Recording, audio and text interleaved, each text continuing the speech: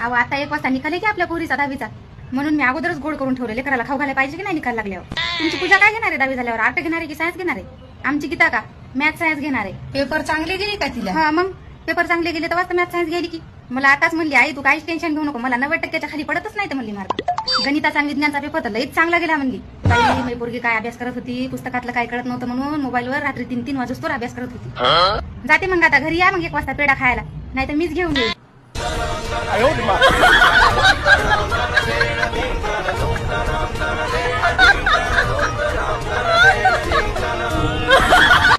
तुम्ही का लढायला काय हो? मग आता लढू नाही तर काय करू? या पोरीने मला तोंड दाखवायला जागा ठेवली नाही की गावामध्ये. आई मला इंजिनियरच व्हायचं म्हणून लागली, आणि इंजिनियर व्हायसाठी जे विषय पक्के लागतात तेच विषय गेले तिचे. मला म्हणत होती आई मी मोबाईलवर अभ्यास करते, मला काय माहित व्हिडिओ पाहते म्हणून. बरं जाऊ द्या, पूजा पास झाली. हे घ्या पेढा. आई तुला पाणी देऊ काय? तू तर मला बोलूच नको ग. पाय कशा बाय येऊन बोलून पाय. चला येते मग, काळजी घ्या. हो जा, आणि इथून पुढे 8-15 दिवस माझ्या घरी येऊ नका गडे मोडोस को उठवायला.